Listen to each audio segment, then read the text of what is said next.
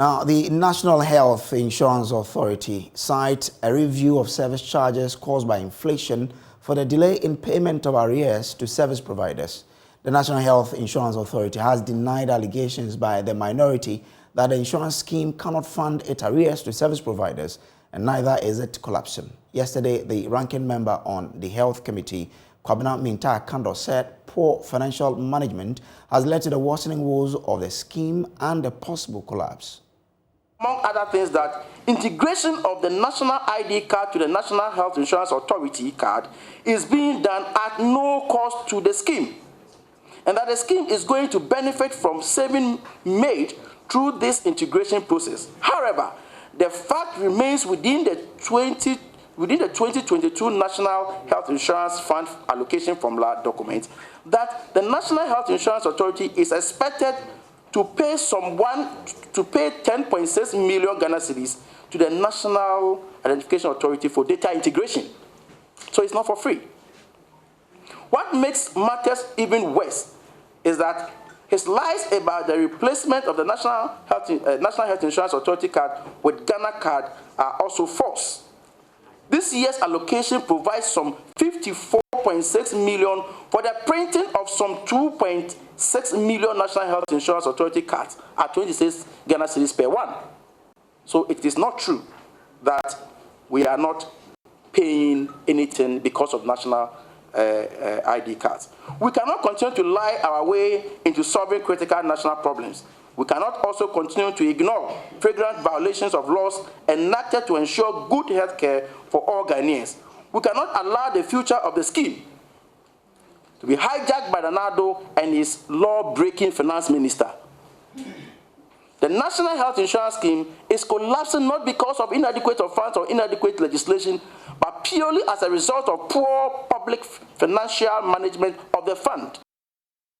However, managers of the scheme indicate that delay in payment is mainly due to a review of service charges on medicines that were affected by high inflation rate, awaiting approval from the Minister of Health. Corporate Affairs Director Richard Berima Sapon joins us on the line with more details. Good evening to you and thanks for joining us. Now, why the delay? You've explained that it's because of the changes that you are doing. But what are the details in this that we hear service providers are demanding payment for arrears? What are these?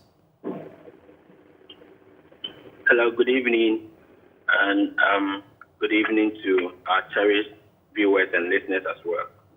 The line is terribly bad, and I'm struggling to hear you. But okay, so let me try. Did you hear me clearly now? I think it's better now. Okay, so why do we have delays in you paying arrears of your service providers? Okay, so per the arrangement between service providers and the National Health Insurance Authority, service providers, after taking care of our members, have 2 months, in other words, 60 days, to prepare and submit their claim. And National Health Insurance Authority on the other side also has 90 days, in other words, 3 months to also vet, process, and pay the claim. So a delay in payment of arrears or claims may be due to a delay in these two grace periods. So if, for instance, a provider decides to exhaust, for any reason, exhaust the 60 days available to him, and NHIA, of course, because of the usual backlog, also goes through the processing and the vetting within 90 days. That in itself is about 5 months.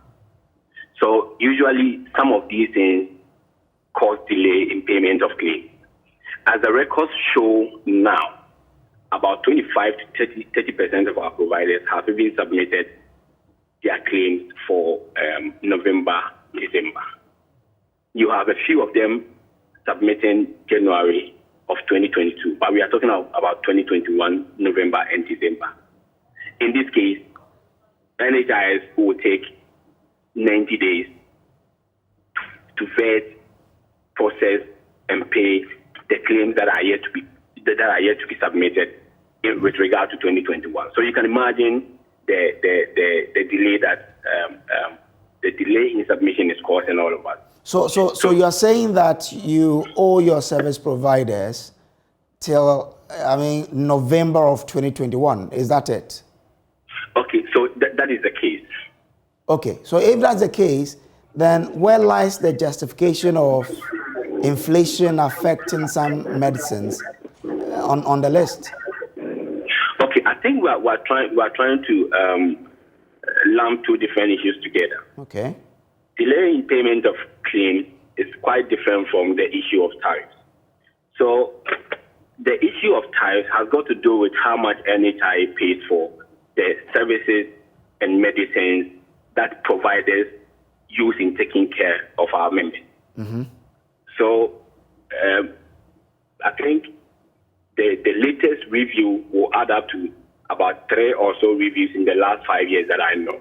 Okay. So in our latest review of the tariffs, and the final process has got to do with the approval from Minister of Health, and that is where we are. Well, but you are citing that as one of the reasons why you've still not been able to pay your service providers. No, isn't that the case?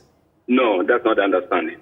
So Honorable Minta Akando raised a couple of issues, including issues with respect to the tariff of NHIS services and medicine. And according to him, there's a stagnation. So in addressing that issue, we stated that in the last 5 years, there has been a couple of reviews, and the very recent one is the one that we are talking about, that we have engaged our stakeholders, and we are at the final stage where the Minister of Health will have to approve the review or the conclusions that we have come to for the tariffs to take effect. So if I understand you, then this is not the reason why you have not paid your service providers, right? Just to be clear. No. This is not the reason.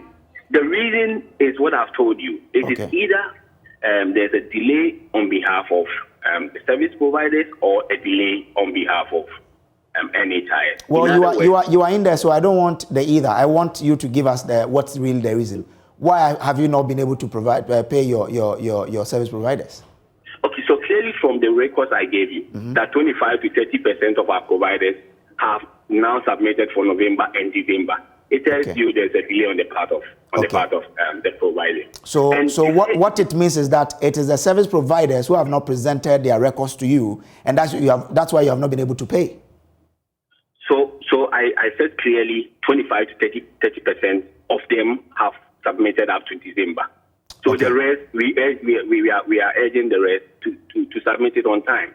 And those who have submitted, have you paid them? The point is that we have paid up to October 2021. So if you submit your November and December as at March, it is going to take us 90 days. So from March to now, you don't have 90 days. All right. So within the 90 days, we'll process it and then pay the right fee that we are supposed to pay in terms of claim. So that is really the point there. But let's put a few things in perspective.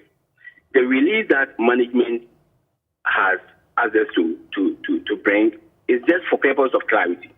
So in the first place, the calls by Honorable Akando, who is an important stakeholder of NHIS, let's leave it here. I'm grateful that you found time to join us here.